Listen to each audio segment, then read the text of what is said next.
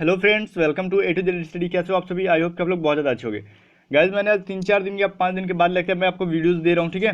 तो ये जो आपको जीके सीरीज 8 है, मैंने जीके सीरीज 7 तक दिया। ध्यान से सुनो एक बात को, मैं बहुत ज़्यादा इंपॉर्टेंट बात आपको बताने वाला हूँ कि अभी तक मैंने जितने भी जीके सीरीज दिए हैं, अगर आप उसे देख के जाते हो तो आपकी नेवी एमआर हो या फिर एसएसआर डबल ए या फिर नेवी एयरफोर्स ग्रुप वाइज किसी भी एग्जाम में आपको जो है जीके के क्वेश्चन नहीं छूटेंगे, क्योंकि मैंने 99% क्वेश्चन जो है इसी सब जो इंपॉर्टेंट फैक्ट हैं, उन्हीं से इंपॉर्टेंट पॉइंट्स है, वही सब मैं आपको चुन के दे रहा हूँ, ठीक है। 99% चांसेस है कि इससे बाहर नहीं आएंगे। अगर किस्मत खराब हो तो 1% में कुछ भी हो सकता है, ठीक है। इसलिए 100% कहना बेवकूफ़ी है।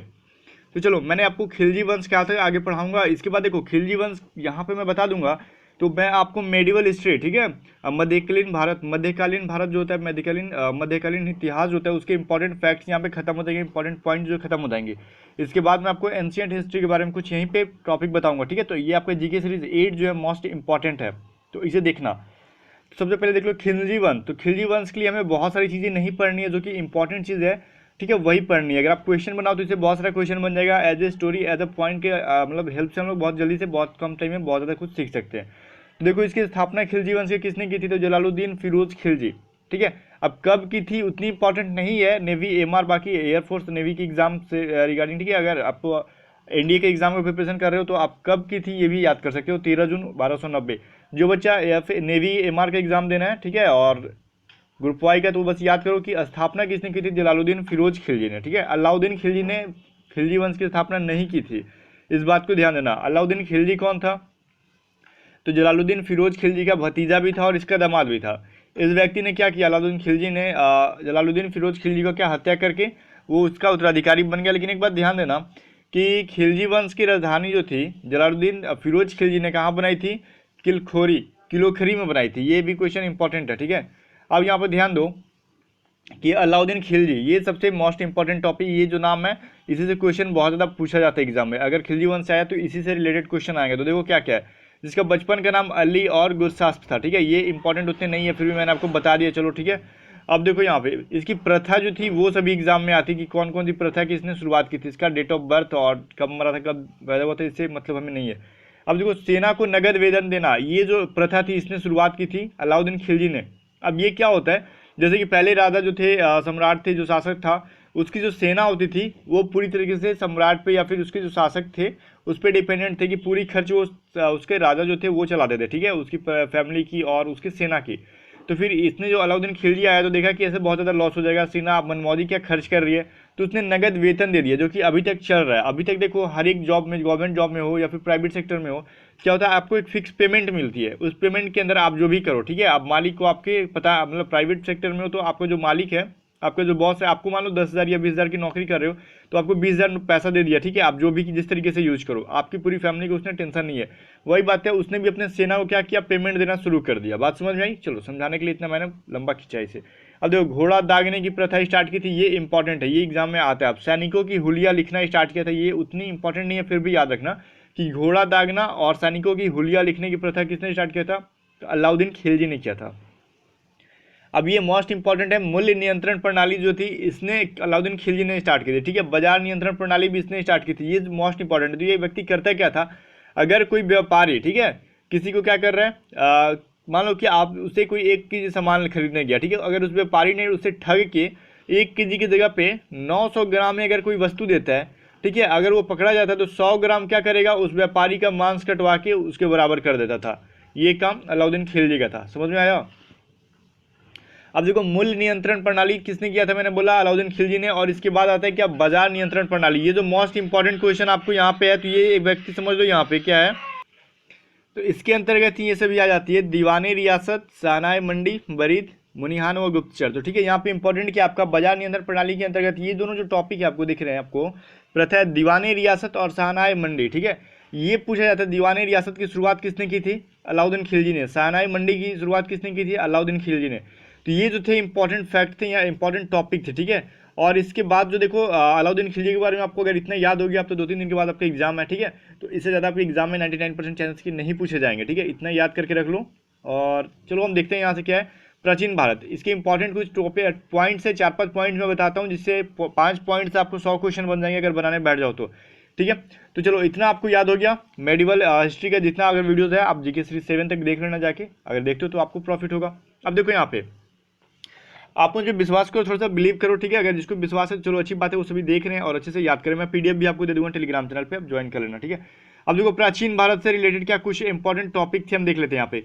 सबसे पहला क्या है, वेदों की संख्या कितनी है, तो 4 है। मैं बस इंपॉर्टेंट टॉपिक यहाँ पे बताता जा रहा हूँ क्योंकि टाइम आपके पास बहुत कम बचा हुआ है, मैं पूरी स्टोरी नहीं बता रहा अभी, ठीक है। बस आपको रिकैप करा रहा हूँ। बताओ वेदों की संख्या क्या है, 4 है। देखो कौन कौन से, ऋग्वेद, यजुर्वेद, सामवेद, अर्थवेद। अब यहाँ पे ध्यान देना, एग्जाम में ये पूछा जाता है कि वेदों की संख्या कितनी है, 4। ये अगर आ गए तो ठीक है, अगर नहीं आया तो ये पूछेगा सबसे प्राचीन वेद जो है, सबसे पुराना वेद जो है, प्राचीन मतलब सबसे पुराना वेद जो है कम कौन सा है, तो सबसे पुराना वेद जो है, सबसे पहले का वेद जो है ऋग्वेद है, ठीक है। इस बात को ध्यान देना। सबसे अंतिम वेद जो है, सबसे लास्ट का जो सबसे बाद का वेद कौन सा है, ये अथर्ववेद है, ठीक है। याद रखना, पुराना रहे ऋग्वेद या फिर नवीनतम बोल देगा, नया बोल देगा या सबसे लास्ट का बोल देगा तो अथर्ववेद है, ठीक है। इस बात को जरा ध्यान देना। अब पूछता ही है कि भारतीय संगीत का जनक जो है यहाँ पे देखो कौन सा है, तो सामवेद, स से साम, स से संगीत, ठीक है। तो सामवेद जो है संगीत का जनक है, भारतीय संगीत का जनक है, ये बात को याद करना। अब यहीं पर अगर आप हम बनाते तो कम से कम 10 क्वेश्चन यहाँ पे मैं बता देता आपको, लेकिन फिर भी मैंने आपको यहाँ पे दे दिया कि तुरंत याद हो जाएगा। अब देखो एक इंपॉर्टेंट क्वेश्चन आता है कि पुराणों की संख्या कितनी है, तो 18 है। टोटल पुराणों की संख्या कितनी है, 18 है। और सबसे पुराना पुराण जो है मत्स्य पुराण है, ये आपको ज़्यादा से ज़्यादा पूछा जा सकता है, ठीक है। सबसे पुराना पुराण कौन सा है, तो मत्स्य पुराण है। अब देखो राजतरंगिणी के लेखक कौन है, ठीक है। मैं पॉइंट बाई पॉइंट में आपको बता रहा हूँ। यहाँ पे राजतरंगिणी एक पुस्तक है जिसके लेखक कलहण है, ये बहुत बार एग्जाम में आया है। संस्कृत भाषा की व्याकरण की प्रथम पुस्तक जो थे अष्टाध्यायी, ठीक है। और इसके लेखक जो पाणिनि है, संस्कृत व्याकरण पूछ दी जाएगी, संस्कृत व्याकरण की पुस्तक कौन सी सबसे प्राचीन जो है, पहली जो है अष्टाध्यायी है, और जिसके लेखक कौन है, पाणिनि है। या फिर ऐसा पूछा जाएगा कि अष्टाध्यायी के लेखक कौन है, तो पाणिनि है, ठीक है। ये देखो रिहला का लेखक, ये रिहला का एक बुक है, ठीक है। अब ये रिहला जो बहुत ही इंपॉर्टेंट है, इब्न बतूता ने लिखा था, ठीक है। चलो ये आपका जो इंपॉर्टेंट कुछ टॉपिक है, यहाँ पे मैं आपको मेन टॉपिक बता रहा हूँ, जो नहीं आएंगे वो सब फालतू पढ़ने की कोई जरूरत नहीं है। अब देखो बौद्ध धर्म मैं बस आपको 1-2 पेज में खत्म कर दूंगा, आप पढ़ने लगोगे तो फिर आपको 2 घंटा पढ़ने में खत्म होगा, लेकिन मैं आपको इंपॉर्टेंट टॉपिक ही यहाँ पे बात करूंगा। जो टॉपिक मैं बता रहा हूँ बस अपने जहन में डाल लो, मतलब दिमाग में डाल लो कि इसे याद करके जाना है। देखो यहाँ पे अब देखो याद कैसे होगा मैं बताता हूँ। सबसे पहले मैं वीडियोस जो दे रहा हूँ उसे ईयरफोन लगा के या फिर कैसे भी आप सुन लो, सिर्फ सुन लो, ठीक है। इसके बाद मैं पीडीएफ जब दे दूंगा, पीडीएफ को एक बार रीड कर लेना। उसके बाद आपको एग्जाम में जैसे ही आपको अगर कंफर्म नहीं याद होता है तो एग्जाम में ऑप्शन देके आप बिल्कुल भी राइट आंसर दोगे, ठीक है।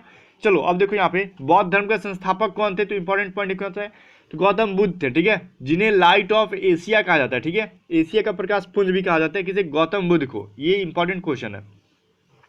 अब देखो गौतम बुद्ध का जन्म और मृत्यु ये तो बिल्कुल भी कंफर्म याद करके जाओ, क्योंकि ये जो ईस्वी ईसा पूर्व जो है ना, ये आता ही आता है। देखो 563 ईसा पूर्व में इनका जन्म हुआ था, 483 ईसा पूर्व में क्या मृत्यु हुई थी।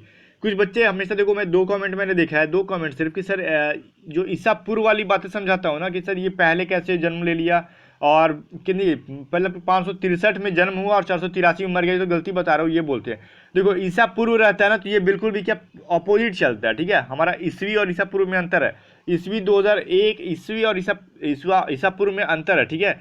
तो ईसा पूर्व जो है उल्टा चलता है, इस बात को ध्यान देना। 563 ईसा पूर्व में जन्म हुआ था, कहाँ पे, कपिल वस्तु के लुम्बिनी में गौतम बुद्ध का जन्म हुआ था, ठीक है। कहाँ पे हुआ था, तो लुम्बिनी में, ये बात भी याद रखना। मृत्यु कहाँ हुई थी, तो 483 ईसा पूर्व में कुशीनगर में हुई थी, ठीक है। चलो ये कहाँ थी, उत्तर प्रदेश में। तो ये बातों को जरा याद करके चलना आप लोग। देखो यहाँ पे इंपॉर्टेंट क्या है, गृह त्याग को हम लोग वहाँ पे गौतम बुद्ध जो है गृह त्याग जब किया था, उन्होंने घर को त्यागा था, तो बौद्ध धर्म उसे क्या कहा गया, महाभिनिष्क्रमण कहा गया, ठीक है। ये इंपॉर्टेंट क्वेश्चन है, आता है एग्जाम में, सभी इंपॉर्टेंट पॉइंट है यहाँ पे। गृह त्याग को क्या किया गया, महाभिनिष्क्रमण कहा गया, ठीक है। अब मृत्यु की उनके जो वो उनकी मृत्यु हो गई थी 483 ईसा पूर्व में कुशीनगर में, तो उसको उस जो काल था उसको क्या कहा गया, तो उसे महापरिनिर्वाण कहा गया। उनके मृत्यु को क्या कहा गया बौद्ध धर्म में, महापरिनिर्वाण। ये सभी इंपॉर्टेंट क्वेश्चन है, सभी एग्जाम में आते हैं, कंठस्थ याद करके जाना इसे। अब देखो प्रथम उपदेश कहाँ दिया था इन्होंने, तो सारनाथ में दिया था, ये इंपॉर्टेंट क्वेश्चन है।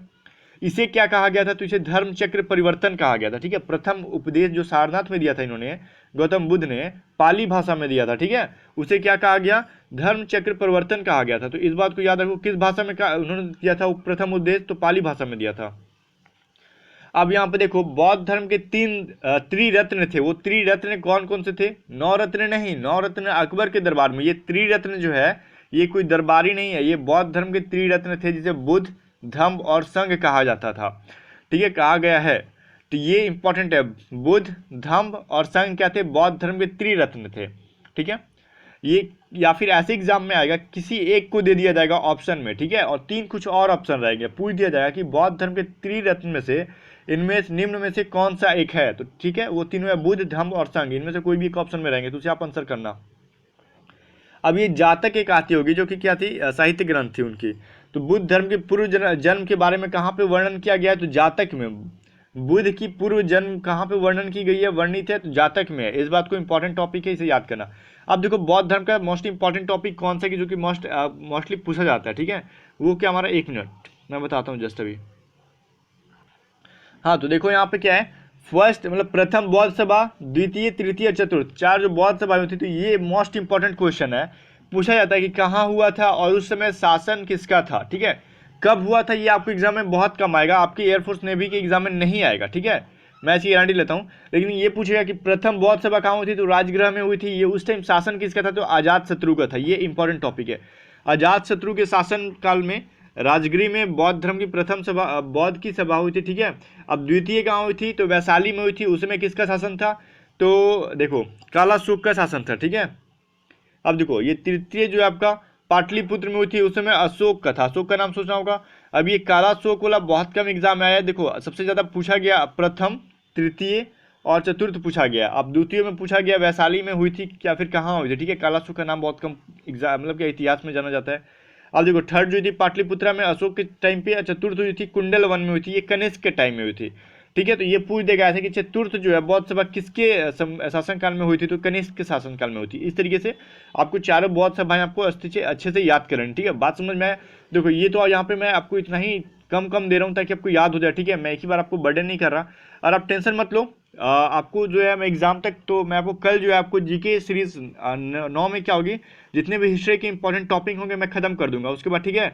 और जीके सीरीज 10 में आपको पॉलिटिक्स के जो है इंपॉर्टेंट टॉपिक होंगे मैं खत्म कर दूंगा। इंपॉर्टेंट टॉपिक ऐसे करके कुछ खत्म कर दूंगा, टेंशन मत लो। सिर्फ हिस्ट्री नहीं पढ़ा रहा हूँ मैं आपको, हर एक चीज़ पढ़ाऊंगा, ठीक है। और कोशिश करना कि मिसलेनियस जो है, लूसेंट का मिसलेनियस है, विविध का क्वेश्चन है, वो एक बार आप लोग पढ़ के चल जाना, ठीक है। चलो बेस्ट ऑफ लक, तैयारी करते रहो।